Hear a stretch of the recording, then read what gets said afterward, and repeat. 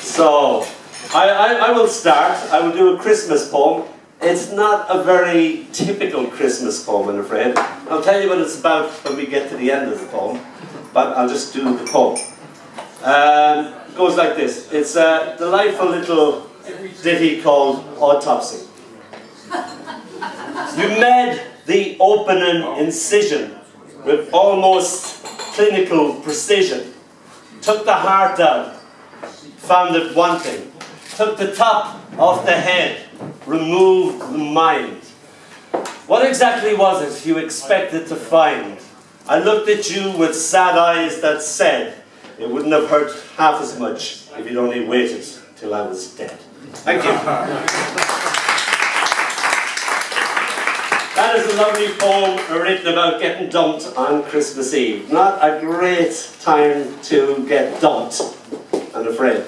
My little girl came home and she was doing her poem. She said, "Do you want to hear a poem, Dónall?" And I said, "Yeah." And she said, "The sun is in the sky, the birdies fly." So obviously the breakup got into all those dramatic gestures as well. So that's where the cross-pollination happens. This is another cross-pollination due to Tilly. And I put her to bed. And I sat down to watch a program about a day in the life of a mafia killer and a day in the life of a spy. And spy, of course, is just spy kills spy. I kill you before you kill me. Simple. It's very brutal, very chill. The one about the mafia killer was extremely brutal altogether. And he did all the lovely ways he killed people. And he was asked one very direct question: how do you kill somebody? And he said, "I don't." And I thought, right? He said, what he does, I take them up to the Hollywood Hills, I tie them up with flex, and I leave them for a month. I put up a video recorder, and I watch the rats eat them.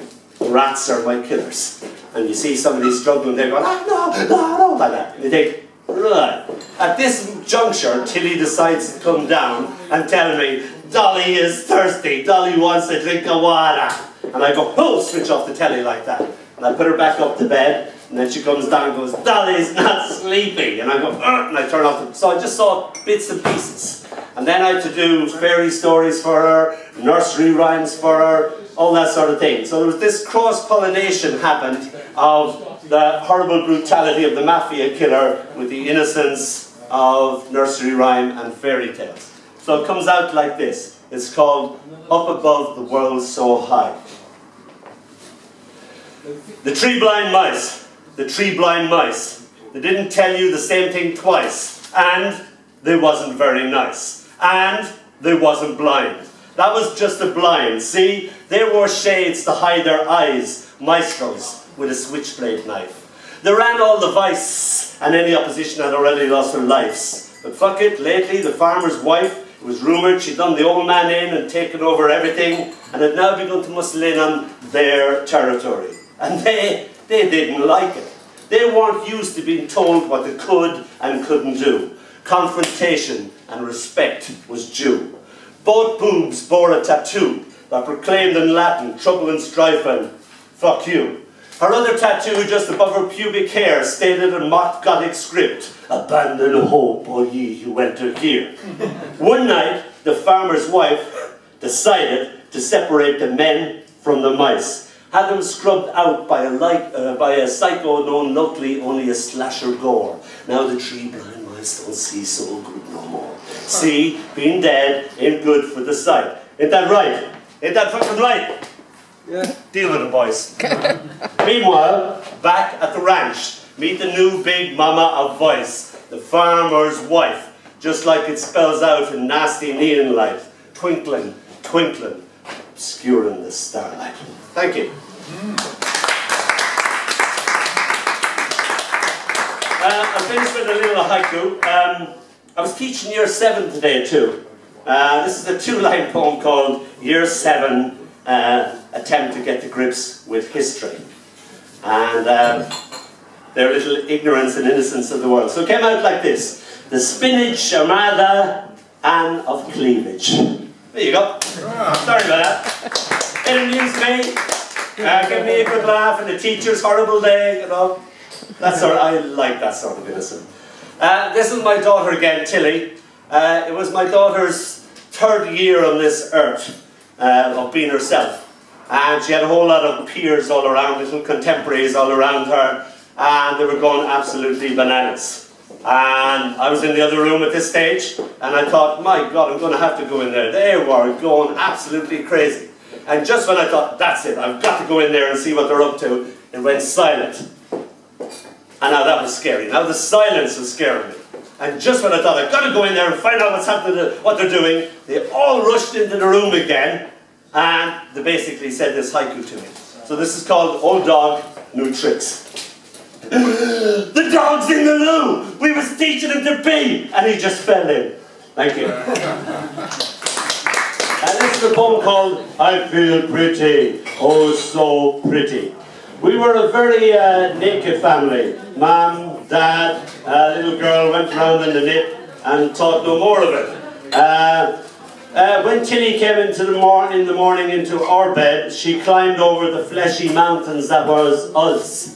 And to get to the valley in between us, she would stand on my wife's left breast or on my right testicle. Andy, I don't know if you ever had your right testicle trodden upon. Only yesterday. Really?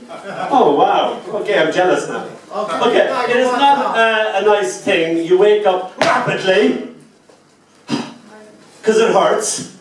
But this poem's got nothing to do with that. This is another time when Tilly is going to wake us up in the morning, and we have been to a cocktail party, darling, and we are very hungover, and Tilly at 4 o'clock in the morning is not going to be a welcome occurrence. I feel pretty, oh so pretty.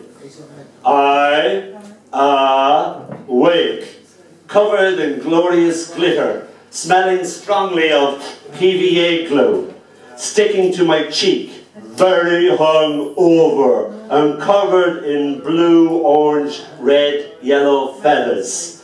A bubble recently blown perched upon my nose. I still have comatose. Tiny bubbles travel amongst my curls, as through a bigger bubble brightly, nestling neatly over my right eye. I observe my tiny daughter purse her lips and kiss more bubbles into being.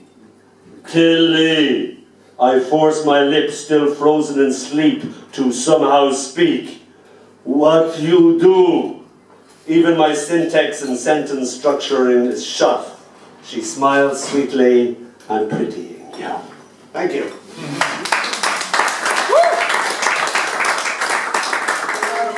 Oh God. I am not going to eat my own underpants or stick things in my eye or anything like that as an outro. I'm just going to do a short haiku to finish. A haiku is 17 syllables. It doesn't usually have a title. This one does. It's called Husband and Wife Team, or Handyman. It's an alternative title, so sue me if you don't like that. 17 syllables. Haikus don't usually have audience participation. This one does.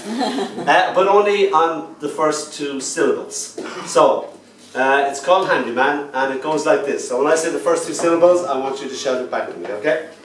Party! Party! Guys, what kind of parties do you go to, huh? I'm trying to get party! Party! And your boob pops out, and I pop it back. I'm handy like that. Thank you! You've been a lovely bunch of people. My advice to you is to go and always liken this store again.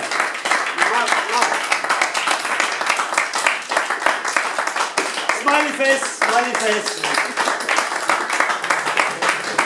And tell the nice peoples when the next one is, Jan. I'm going to tell the nice peoples when the next one is.